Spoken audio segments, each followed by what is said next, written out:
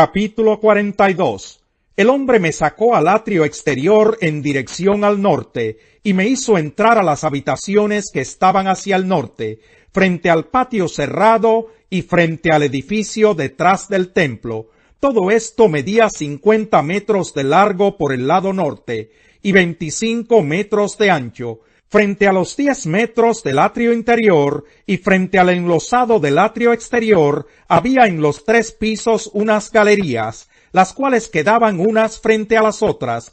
Frente a las habitaciones había un pasillo interior de 5 metros de ancho y 50 de largo. Las puertas de las habitaciones daban al norte. Las habitaciones del piso superior eran más estrechas que las del piso inferior y las del piso intermedio, porque las galerías les quitaban más espacio a las de arriba. Las habitaciones en el tercer piso no tenían columnas como las habitaciones del atrio, y por eso eran más estrechas que las del piso intermedio y las del piso inferior. Había un muro exterior que corría paralelo y de frente a las habitaciones del atrio exterior, el cual medía 25 metros de largo.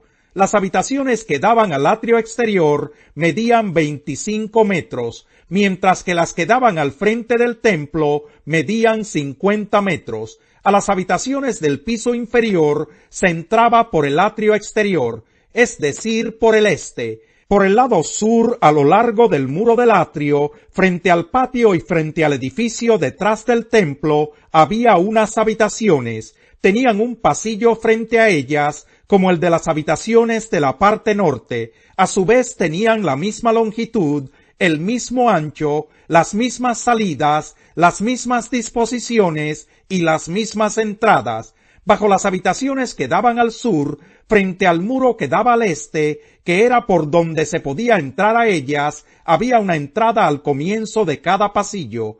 El hombre me dijo: las habitaciones del norte y del sur, que están frente al patio, son las habitaciones sagradas. Allí es donde los sacerdotes que se acercan al Señor comerán las ofrendas más sagradas. Allí colocarán la ofrenda de cereal, la ofrenda por el pecado y la ofrenda por la culpa, porque el lugar es santo. Cuando los sacerdotes entren allí, no saldrán al atrio exterior sin dejar antes las vestiduras con que ministran, porque esas vestiduras son santas. Antes de acercarse a los lugares destinados para el pueblo, deberán vestirse con otra ropa.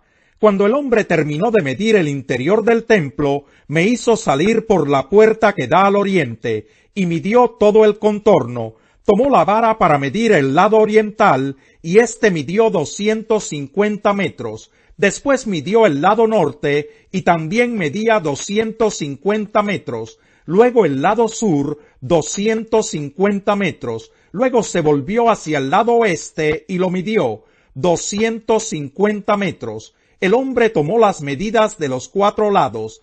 La zona estaba rodeada por un muro que medía 250 metros de largo por 250 metros de ancho. Este muro separaba lo sagrado de lo profano. Capítulo 43. Entonces el hombre me llevó a la puerta que da al oriente, y vi que la gloria del Dios de Israel venía del oriente, en medio de un ruido ensordecedor, semejante al de un río caudaloso, y la tierra se llenó de su gloria. Esta visión era semejante a la que tuve cuando el Señor vino a destruir la ciudad de Jerusalén, y a la que tuve junto al río Quebar. Me incliné rostro en tierra, y la gloria del Señor entró al templo por la puerta que daba al oriente. Entonces el Espíritu me levantó y me introdujo en el atrio interior, y vi que la gloria del Señor había llenado el templo. Mientras el hombre estaba de pie a mi lado, oí que alguien me hablaba desde el templo. Me decía: Hijo de hombre, este es el lugar de mi trono, el lugar donde pongo la planta de mis pies. Aquí habitaré entre los israelitas para siempre. El pueblo de Israel y sus reyes no volverán a profanar mi santo nombre con sus infidelidades, ni con sus tumbas reales y sus cultos idolátricos. Los israelitas profanaron mi santo nombre con sus acciones detestables, pues colocaron su umbral y sus postes junto a los míos, con tan solo un muro de por medio. Por eso en mi ira los exterminé. Que alejen ahora de mí sus infidelidades y sus tumbas reales, y yo habitaré en medio de ellos para siempre.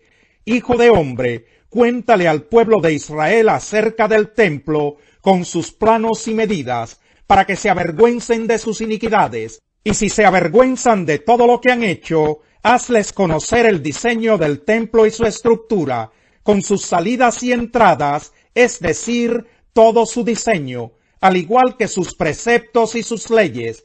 Pon todo esto por escrito ante sus ojos, para que sean fieles a todo su diseño y cumplan todos sus preceptos.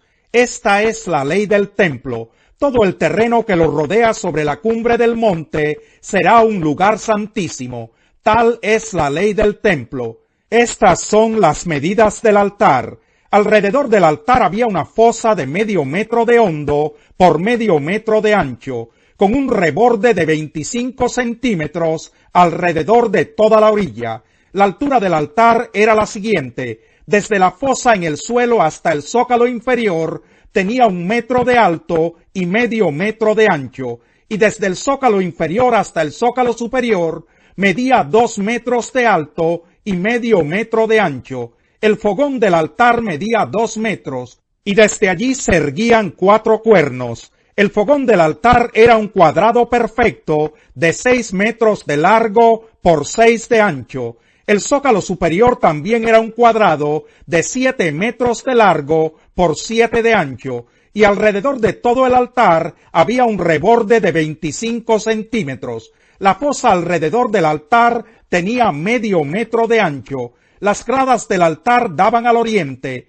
Luego el hombre me dijo: Hijo de hombre, así dice el Señor Omnipotente: el día que se construya el altar para ofrecer los holocaustos y para derramar la sangre, se deberán seguir estas normas. A los sacerdotes levitas descendientes de Sadoc que se acercan para servirme, les darás un ternero para que lo ofrezcan como sacrificio por el pecado. Lo afirma el Señor Omnipotente. Luego tomarás un poco de la sangre y con ella rociarás los 4 cuernos, las 4 esquinas del zócalo superior y todo el reborde que lo rodea. Así lo purificarás y harás expiación por él. Después tomarás el ternero del sacrificio por el pecado, y éste será quemado en el lugar señalado en el templo, fuera del santuario.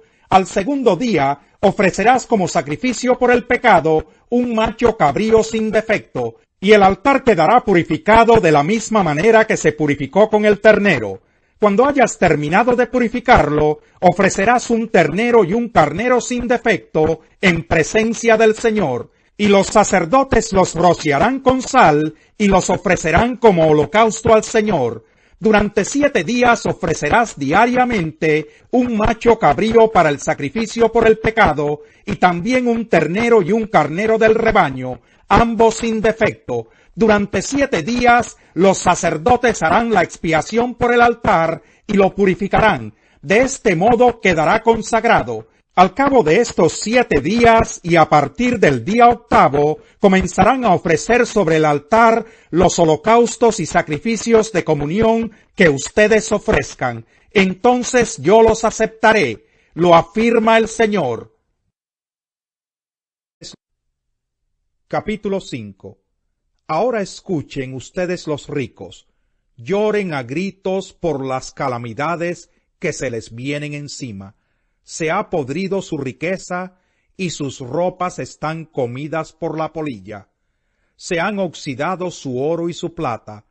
Ese óxido dará testimonio contra ustedes y consumirá como fuego sus cuerpos.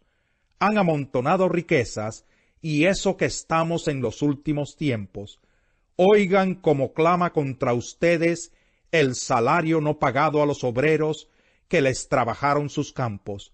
El clamor de esos trabajadores ha llegado a oídos del Señor Todopoderoso. Ustedes han llevado en este mundo una vida de lujo y de placer desenfrenado. Lo que han hecho es engordar para el día de la matanza. Han condenado y matado al justo sin que él les ofreciera resistencia. Por tanto, hermanos, tengan paciencia hasta la venida del Señor. Miren cómo espera el agricultor a que la tierra dé su precioso fruto y con qué paciencia aguarda las temporadas de lluvia. Así también ustedes, manténganse firmes y aguarden con paciencia la venida del Señor que ya se acerca. No se quejen unos de otros, hermanos, para que no sean juzgados. El juez ya está a la puerta. Hermanos, tomen como ejemplo de sufrimiento y de paciencia a los profetas que hablaron en el nombre del Señor. En verdad consideramos dichosos a los que perseveraron. Ustedes han oído hablar de la perseverancia de Job y han visto lo que al final le dio el Señor. Es que el Señor es muy compasivo y misericordioso. Sobre todo, hermanos míos, no juren ni por el cielo, ni por la tierra, ni por ninguna otra cosa. Que su sí sea sí y su no, no, para que no sean condenados. ¿Está afligido alguno entre ustedes? Que ore. ¿Está alguno de buen ánimo? Que cante alabanzas. ¿Está enfermo alguno de ustedes? Haga llamar a los ancianos de la iglesia para que oren por él y lo unjan con aceite en el nombre del Señor. La oración de fe sanará al enfermo y el Señor lo levantará. Y si ha pecado, su pecado se le perdonará. Por eso, confiésense unos a otros sus pecados y oren unos por otros, para que sean sanados. La oración del justo es poderosa y eficaz. Elías era un hombre con debilidades como las nuestras. Con fervor oró que no lloviera, y no llovió sobre la tierra durante 3 años y medio. Volvió a orar, y el cielo dio su lluvia, y la tierra produjo sus frutos. Hermanos míos, si alguno de ustedes se extravía de la verdad, y otro lo hace volver a ella, recuerden que quien hace volver a un pecador de su extravío, lo salvará de la muerte y cubrirá muchísimos pecados. Salmo 119. Dichosos los que van por caminos perfectos, los que andan conforme a la ley del Señor.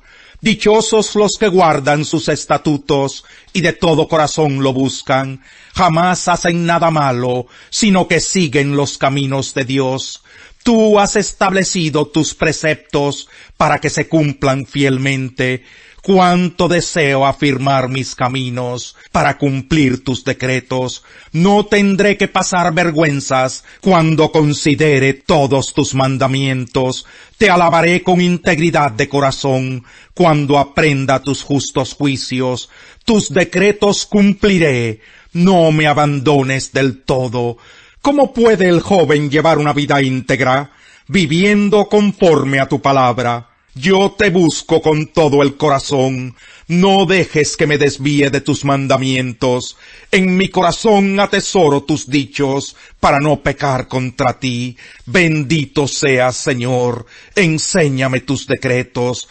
Con mis labios he proclamado todos los juicios que has emitido. Me regocijo en el camino de tus estatutos, más que en todas las riquezas. En tus preceptos medito, y pongo mis ojos en tus sendas. En tus decretos hallo mi deleite, y jamás olvidaré tu palabra.